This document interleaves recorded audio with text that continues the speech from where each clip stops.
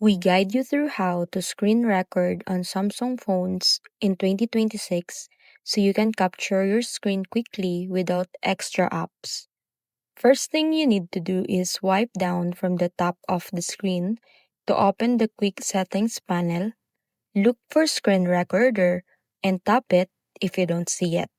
Swipe again or tap the edit icon to add it. Before recording starts, choose your sound settings, no sound, media sounds, or media mic, and decide whether you want to show taps on the screen. Tap start recording, and after a short countdown, your screen will begin recording. When you are done, swipe down again and tap stop, and the video will save automatically to your gallery. This built-in feature works on most modern Samsung devices and is perfect for tutorials, gameplay, or sharing steps clearly.